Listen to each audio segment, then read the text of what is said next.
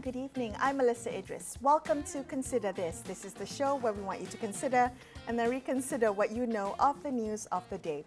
The government of the day has not ruled out the use of nuclear power to achieve Malaysia's energy transition targets. Now, speaking then as Natural Resources, Energy and Climate Change Minister Nik Ahmad described Malaysia's position on nuclear energy as not a green light, but rather amber. It's in consideration.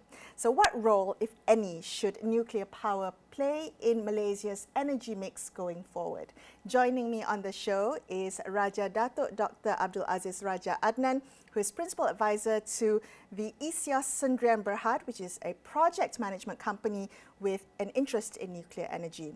He was previously the Director for Nuclear Security at the International Atomic Energy Agency in Vienna. Welcome to the show. It's good of you to join me. Thank you for your time. Well, thank you very much for having me. So I want to talk a little bit about some of the history of Malaysia with nuclear energy. So in 2018, the then Malaysian government announced that there was no way they were going to use nuclear power nuclear power plants to generate energy. And the reason was because they said the science hadn't found a way to manage nuclear waste, to manage the effects of radiation. And I was wondering why now there's a growing advocacy for nuclear. Why should we reconsider this, especially as these challenges remain unsolved?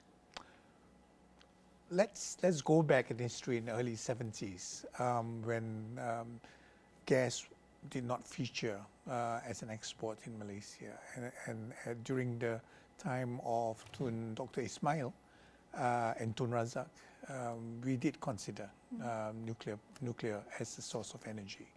And therefore, they decided to form the Tun Ismail Atomic Energy Research Center, which will look into the possibility and the feasibility of nuclear power playing a role in the energy production of Malaysia. Then we found gas and oil, and then the rest is history. It became a research institute to look into the peaceful applications of nuclear technology. Now, fast forward in 2011, when the then government decided to look again at nuclear power, they formed what we would call the Nuclear Energy Program Implementation Organization, which is the Malaysian National Nuclear Power Corporation, and so to look at it. And so they had produced several reports, particularly on the feasibility and other aspects on what to do when we decide to go for nuclear power. But then when there was a change of government in 2019, was it 2018,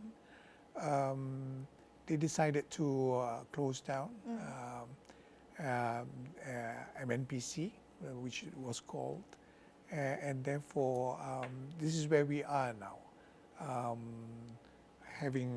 But we will not be starting from zero. Right. So what's behind the push for nuclear power now? I think it's more of what we have committed with the global community, and with the Paris Accords, Paris Treaty, we had agreed to reduce the carbon emission in 2035 by 45%. Is it just our decarbonization target? It is. Okay. It is reducing.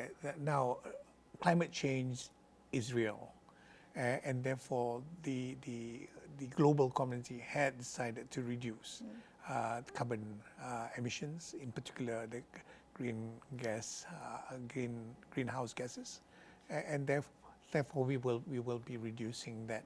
And so that is why we are looking at reducing fossil fuels as our major source of electricity production. Okay. So I have to ask, just how clean or green is nuclear energy? If you Now- take into account everything from Yeah. the uranium ore mining all the way to the power plant and the waste disposal and the decommissioning of the nuclear power plant, the entire life cycle of nuclear energy, how clean is it? I think we've got to compare it with the fossil fuels. Now, you see that there's a global change in our climate. It's creating havoc. We are getting catastrophes. Because of the increase of temperature, we see that there's a lot more diseases. We see a lot more people dying. I think it's estimated at 8 million people dying a year. So this is the problem. Now compare it to nuclear. Nuclear is not a green technology, but it is a very low carbon technology, and therefore when it's a very intense form of energy, and therefore the reason why we have fossil fuels is because it is able to be dispatchable. It supplies energy on demand, not like our green solar Renewable energy, renewables. energies. Yeah. So I do want to ask you, how would you respond to claims, Raja, that this focus or this new advocacy or push for nuclear energy is actually a costly, expensive diversion away from the mammoth task of developing and deploying renewable energy, and that is what we should be focusing on, our resources and attention on. How would you respond to that? Solar energy is cheap on the surface, but it is a very low intensity form of energy. And therefore, you cannot increase the amount of energy from the sun. So if you're thinking of 1 gigawatt of power, then we are talking about covering the whole state of Malacca or somewhat to produce 1 gigawatt of nuclear power, electrical power. Now, if you use nuclear, then you just need, with the new SMR, small modular reactors that are being designed now, you can repurpose the coal-powered stations to house this. So it's not the normal big, huge nuclear reactors that we think of. Yes, the ones in Fukushima, where the emergency planning zone is about 20 kilometers. These newer designs have inherent safety features. The emergency planning zones are much smaller, less than 1 kilometer in size. And it's modular, so you can build as you want it. It's not necessarily more cheap, but it is cheaper. The capital cost is cheaper because you can sort of build on top of it and go as you go along with it. Okay. So with solar, you need to change the way in which you distribute the electricity. For the same cost, it's the ratio is about 5:2. If you need 2 to introduce nuclear power, you need 5. Okay, so we're talking about the economics, the economic feasibility of nuclear. So you're saying nuclear is actually cheaper in the long run? Is that what you were saying? With the small modular reactors? I just want to better understand it's more complicated than that, because the capital costs would be very expensive. But because the life cycle of a modular reactor, it will run for about 80 years. So after 20 years, you will gain back the return of investments. But for renewables, it will last for 20 years, and then you have to replace it. And so this is the point. The amount of energy, electricity energy that's produced also is much less than I do want to get your clarification on this. So the concerns around cost and affordability, so the cost of the capital expenditure that needs to go into creating or building nuclear power plants, even if they are small modular reactors, the cost of that is significant. Very significant. So the question is whether or not Malaysia can afford that, and what that might do to the overall cost for the consumer in terms of electricity. Are we paying more, or will we be paying more? You will be paying less in the longer term. This is my point. You will have to improve the infrastructure to fit in solar energy, but with with nuclear energy, you can use the current infrastructure to do that, because the grid in Malaysia for the distribution of electricity is made for high voltage, not intermittent solar energy. So along with the intermittency of solar energy, it is also dependent on weather. It also depends on the time of day. So at night, you cannot produce electricity. And therefore, you need a battery energy storage system. So the thing that comes along with it will increase the power. The whole solar technology is not so expensive, but to make it more stable and to make sure that you have 24/7 would be very expensive. Okay, all right. So talk to me also about nuclear waste, because that remains a concern. It remains radioactive for thousands of years. It cannot be disposed of safely. There are no proven solutions that exist for dealing with radioactive waste. How do we get over this elephant in the room, that there is a lack of final depositories for high-level nuclear waste worldwide? It's not just a Malaysian issue, and it's a significant concern. How would you address it? Nuclear waste, for your information, has a decay period. That means it goes half. So the reason why we call nuclear a spent fuel is not waste. It is actually a resource. You can actually use or recycle it into more fuel and more energy to be produced. Unlike chemical waste, which has no half-life, if you keep arsenic or mercury, you have to keep it all the time. It will not halve its toxicity. But in radioactive waste, it will. And so if it's nuclear spent fuel, then you will be able, with the new small modular reactors, you will be able to reuse the spent fuel. And therefore, the period of institutional control for the small SMRs is actually 300 years, which is good. This is normal. For chemical waste, it's forever. So compare it with waste that we do have now, which are chemical waste, which doesn't halve its toxicity, and compare it with radioactivity, which halves. So for every certain period of years, it will halve the amount. And it's not that there is no solution. There is. What is the solution? The solution is you can use the spent the materials from spent nuclear fuel to become again a fuel, and you need about 300 years to keep it.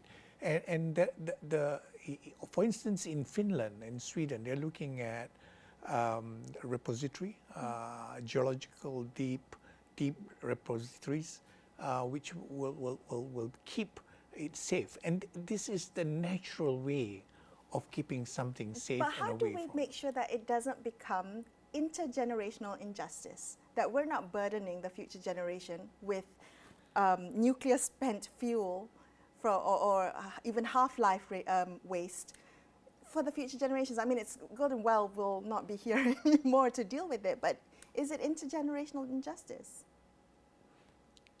You'll have to balance it with what is required of now, that we need a lot of energy.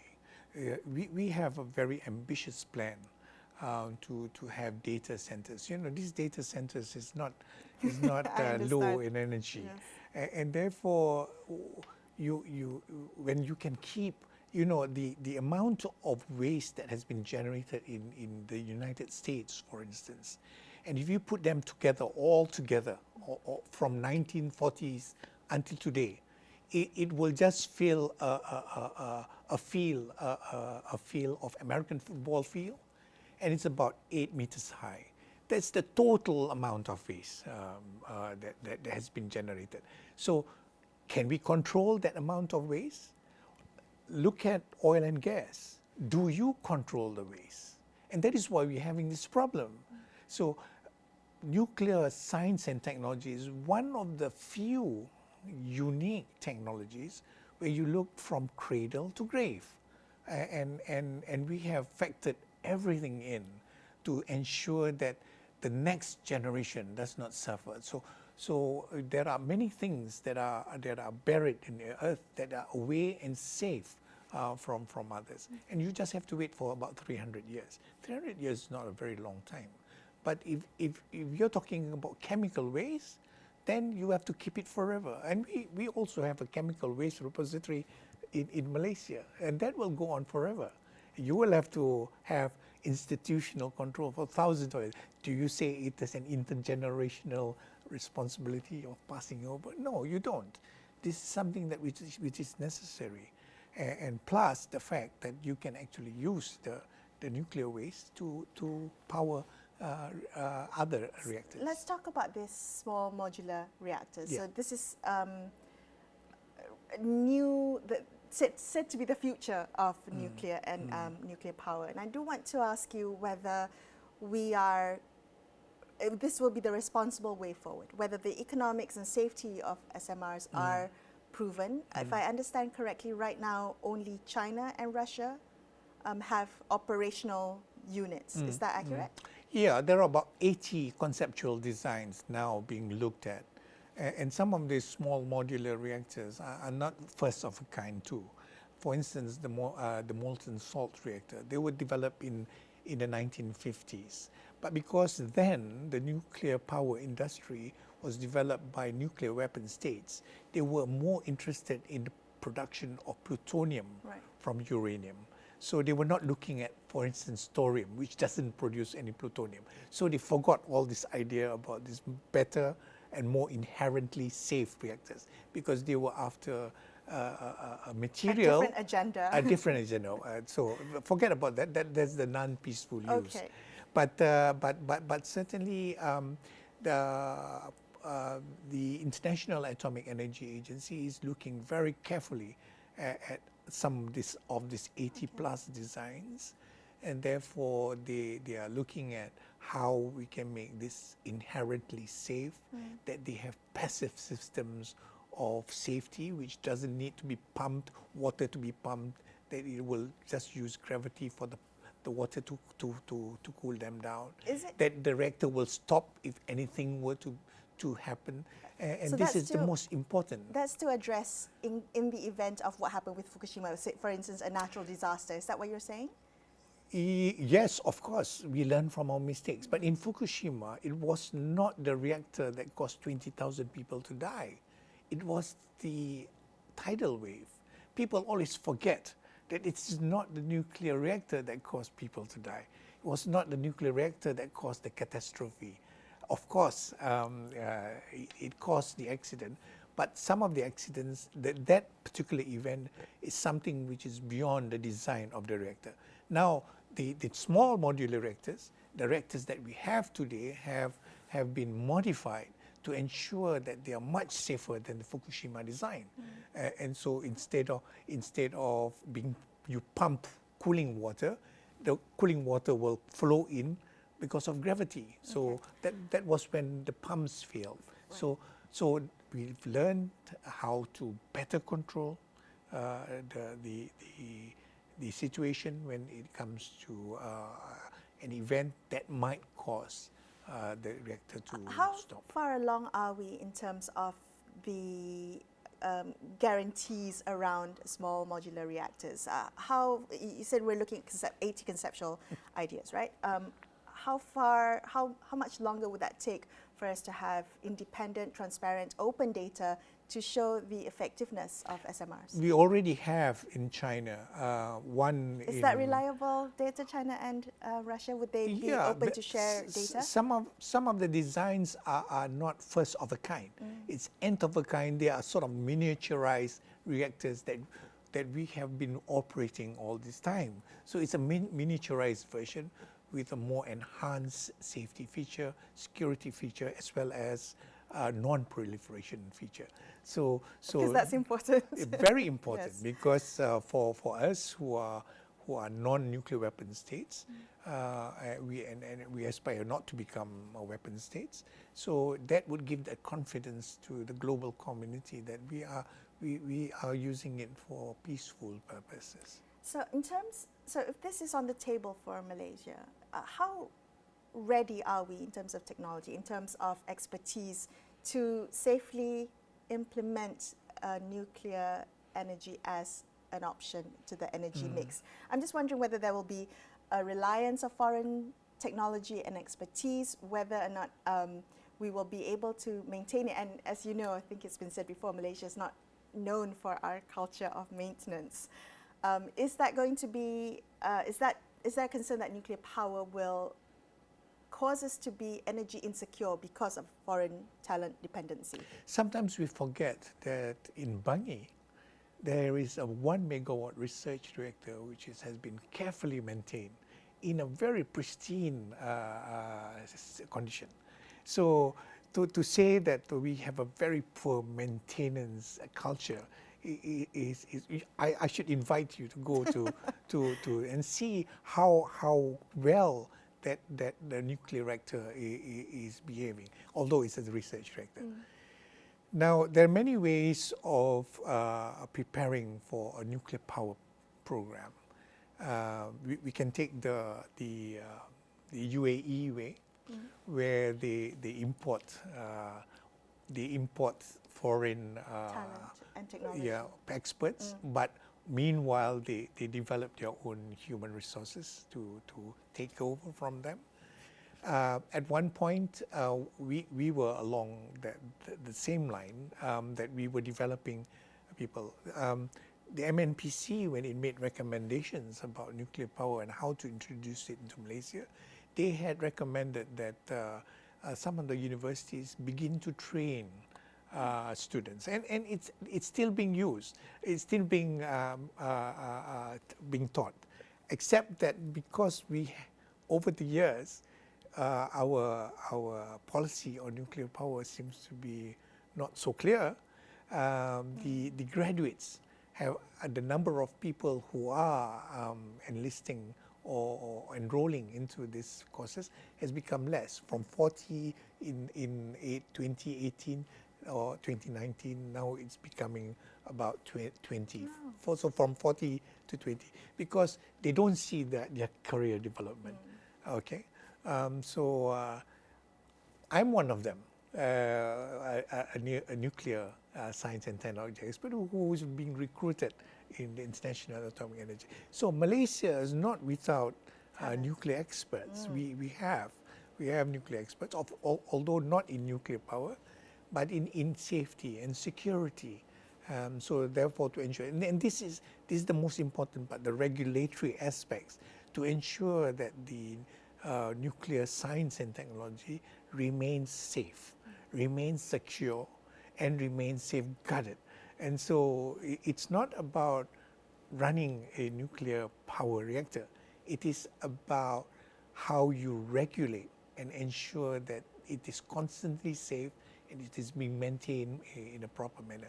So we have people like that in Malaysia. All right. In the couple of minutes that we have left, Raja, I just want you to maybe address some of the lingering concerns that maybe the audience might have, right?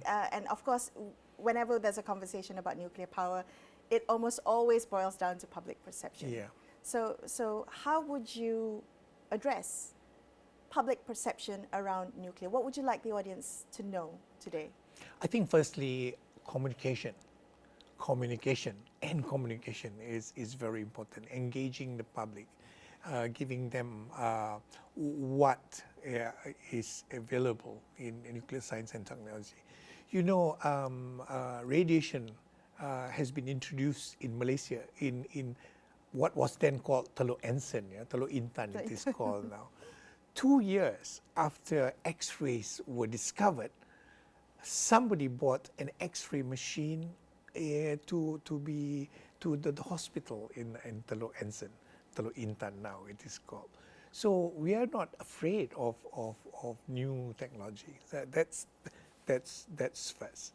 But I think people will have to understand that, you know, any technology has risks.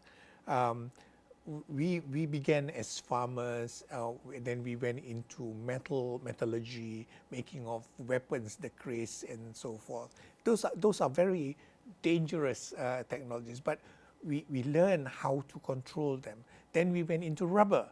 Rubber was mixing rubber with acids, very caustic substances, but people learned how to use them and how to produce vulcanized rubber. And we were the world's #1 exporter. Then we introduced oil and gas. Oil and gas is temperature as well as very high pressure.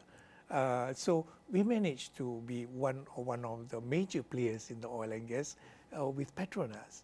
Now, if you introduce, then it's logical that if we introduce nuclear, we will be able to learn how to regulate it, how to deal with it, how to make safe. It's not as though, you know, we take something which is high risk, and then we don't care about how we control them. So I think it's a process of learning. It's a process of engaging with the public on what we can do and what can be done to ensure that safety, security, and safeguards is at its best in Malaysia, so that we control nuclear power. Thank you for speaking with me. I appreciate your time. No, thank you. Thank you so much for watching. That's all we have for you on this episode of Consider This. I'm Melissa Idris, signing off the evening. Thank you so much for watching, and good night.